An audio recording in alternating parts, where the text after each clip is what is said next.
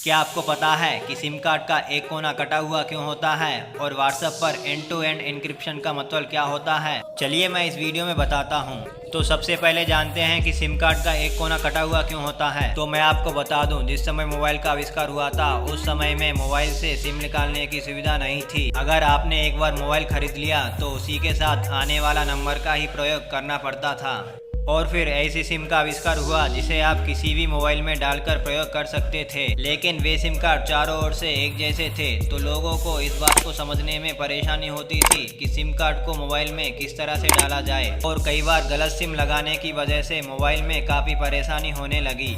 तो लोगों की इस परेशानी को दूर करने के लिए सिम बनाने वाली कंपनियों ने सिम के एक कोने को काट दिया, जिससे लोगों को ये पता रहे कि सिम को किस तरफ से मोबाइल में लगानी है। सिम कार्ड का कोना केवल लोगों की सुविधा के लिए काटा जाता है, तो यही कारण है सिम कार्ड का एक कोना कटा हुआ होता है। चलिए अब जानते हैं कि व्हाट्सएप पर एंड टू एंड एन्क्रिप्शन का मतलब क्या होता है। तो मैं आपको बता दूं, व्हाट्सएप पर एंड टू एंड एन्क्रिप्शन का मतलब होता है कि संदेश भेजने के बाद संदेश एक कोड में बदल जाता है जिसे सिर्फ रिसीवर ही पकड़ सकता है, तीसरा कोई भी नहीं पढ़ सकता है। फॉर एग्जाम्पल, अगर आपने अपने फ्रेंड को एक मैसेज सेंड किया है तो वह मैसेज केवल तुम्हारा फ्रेंड ही पढ़ पाएगा, दूसरा कोई भी नहीं पढ़ पाएगा।